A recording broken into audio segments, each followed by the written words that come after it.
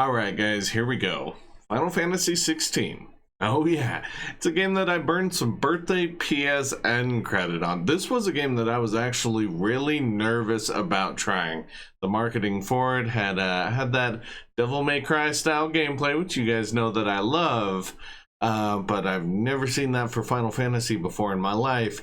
And of course it did have a kind of Thrones style kind of narrative it was trying to push. Definitely ramping the gore up to 11. So, when I was looking at that promo material, it's like, this isn't really what I go to when I go to the Final Fantasy well for a drink. But also Final Fantasy does like to evolve and everything. So I'm going to go ahead and say this. Final Fantasy XVI on its own stands out to be my personal favorite Final Fantasy game and arguably one of the absolute best games in the series. I only say arguably because Rebirth hasn't come out yet and we'll see what that does. So let's go ahead and dive in. I've got some gameplay for you straight from my PS5 and I want to go over some of the elements that make Final Fantasy XVI so amazing. Let's jump in.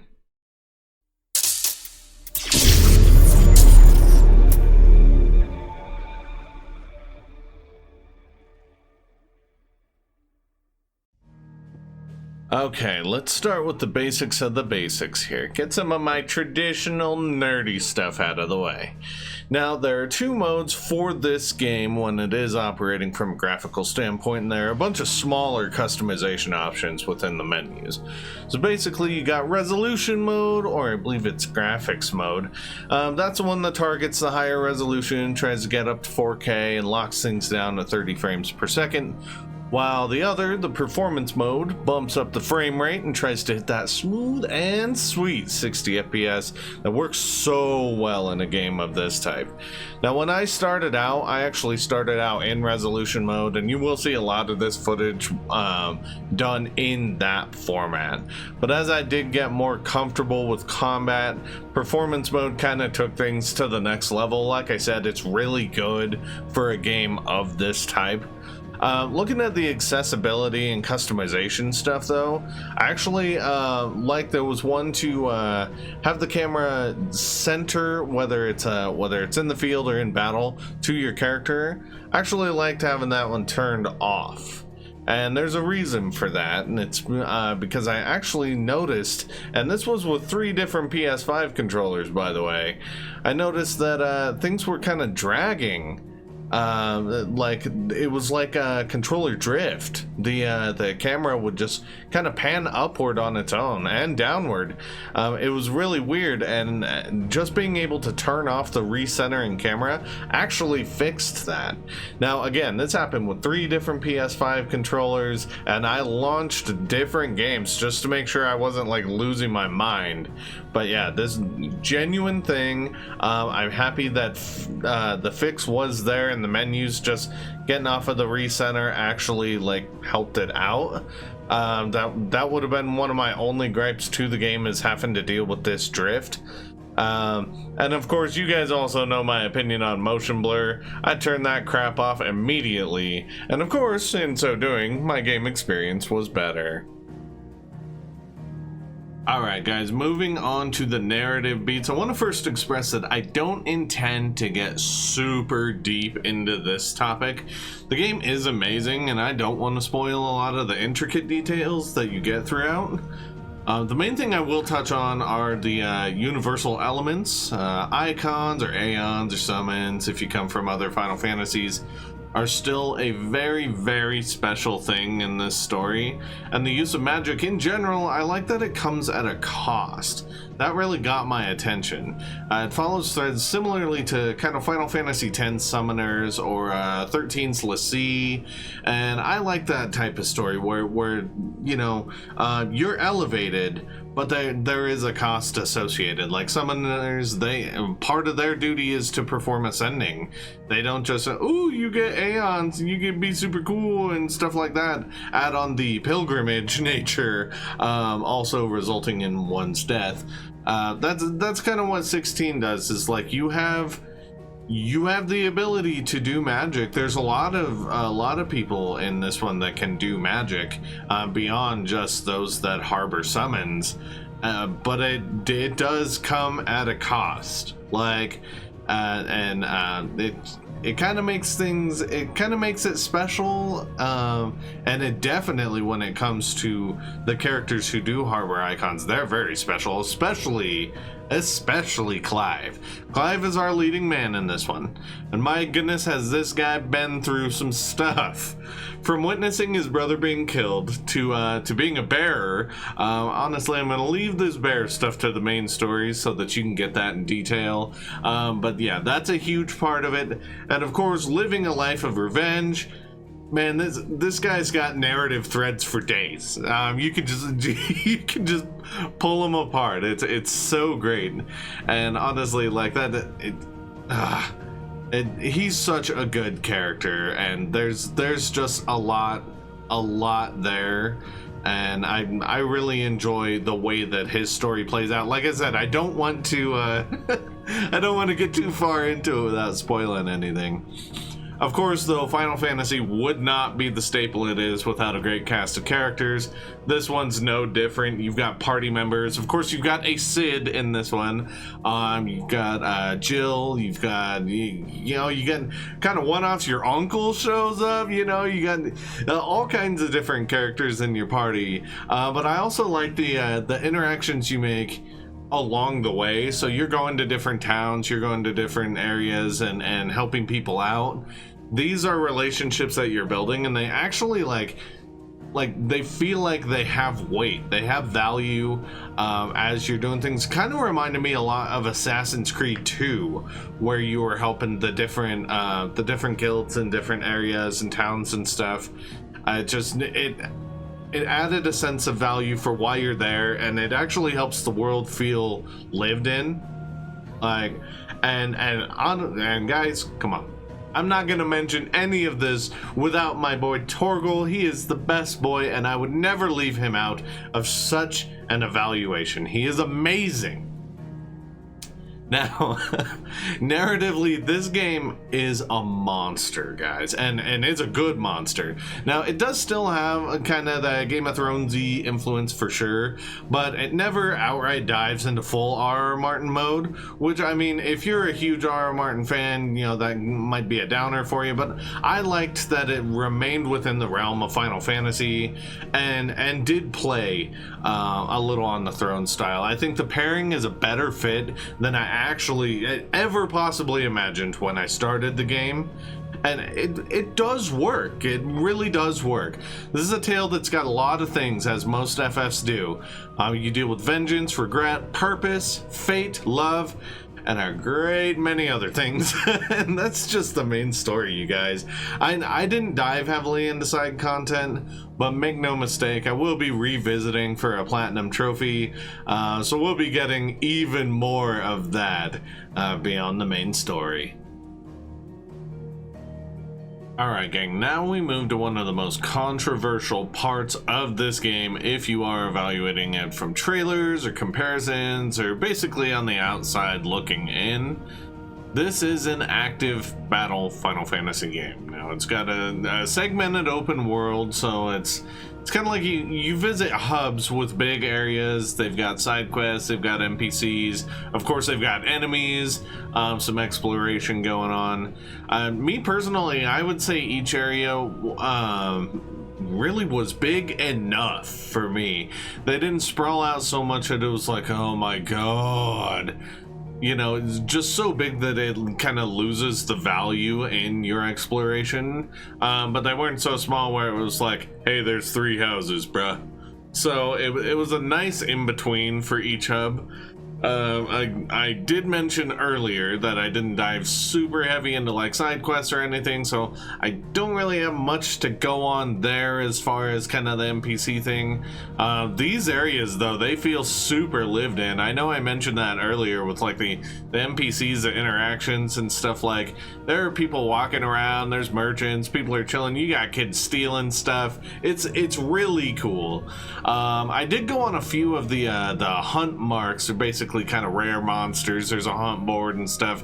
Now those are a lot of fun. They test your mettle with the gameplay. Now moving on to combat gameplay, quite simply put, when people compare the combat to Devil May Cry, oh, they're so right. They're so right. And you know what? It's not even remotely a bad thing. And I will say that it's not just some patch job, some like attempted imitation that's all jank and clunky when you do compare it to Capcom's ultimate stylish beatdown game. Honestly, this game is fluid and switching between like the icon abilities, activating stuff, keeping the flow, the damage, I guess river flowing, so to speak. It's really seamless. It reminded me a lot of when I first played Devil May Cry 4, and the same with like Devil May Cry 5. It's that same just seamless, fluid combat where you can just keep that drive alive, or you can switch over. Like Titan lets you do some heavy blocking akin to Royal Guard and stuff like that. It really makes both offensive combat and defensive combat insane. Like you can turn the tables anytime, but also, guys, so can your enemies. So you're gonna want to keep an eye out. Like I remember early on kind of being jank with it, trying to figure it out, and there was an accessory that it's the God, it's like the Ring of Timely Strikes, I believe it is, where it kind of does the combat chaining for you. So while I was kind of getting the hang for things, I did use that a little bit. You see that in some of this footage, me going wild.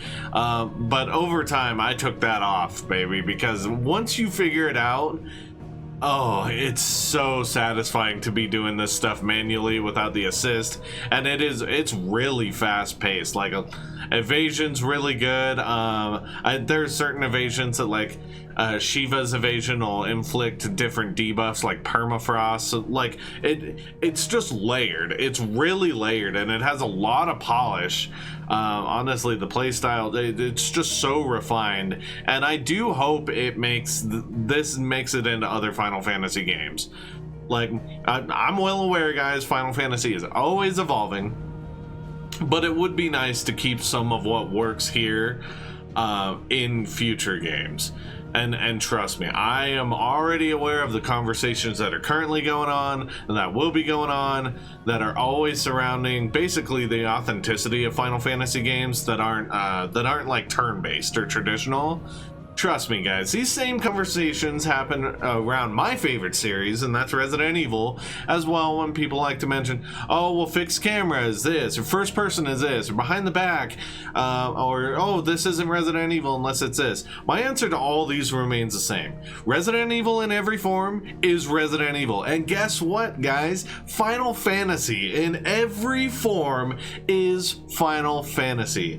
Games that change the flavor like what 16 does actually stand out in their series. But all right, with my little rant, I ran off into the weeds there. But with my little rant over, I will leave you with this. This active style of gameplay for 16 is really well done, and it really does complement the game. Honestly, I can't see the game, the way this game is structured, I can't see the gameplay being done any other way for this one. I really can't.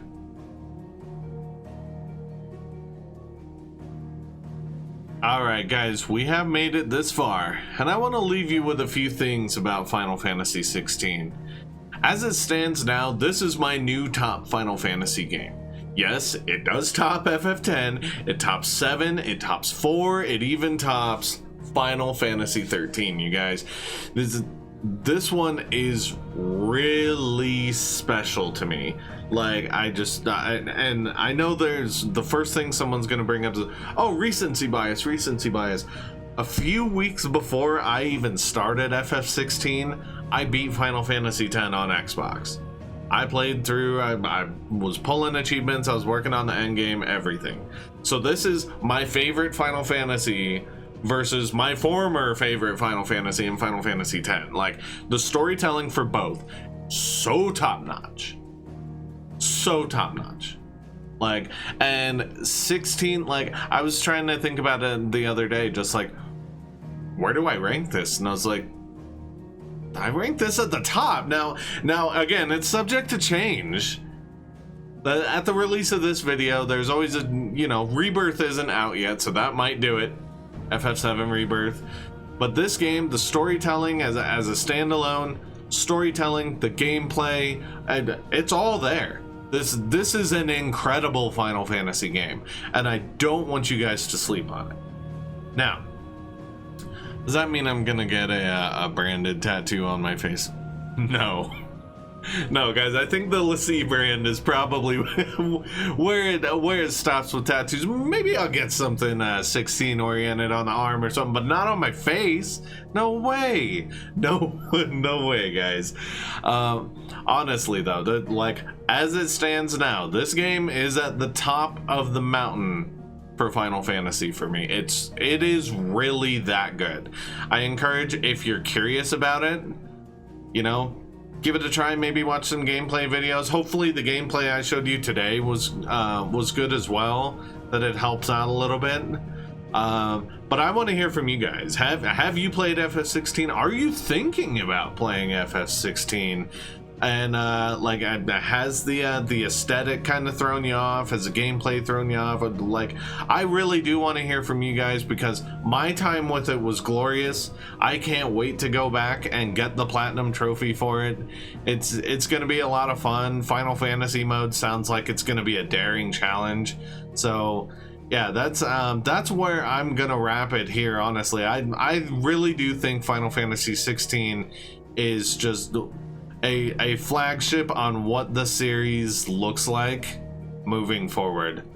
Like, it's either this or Rebirth at this point, and the jury's out on Rebirth, but make no mistake, I will be giving that one an in-depth review as well. So that's where we're gonna leave it, guys, with this one. Hey everyone, it's me, Paladevin. Make sure to subscribe so you can get everything from the channel, including speedruns, challenges, trophy hunting, achievement hunting, and full playthroughs. Thanks again, guys.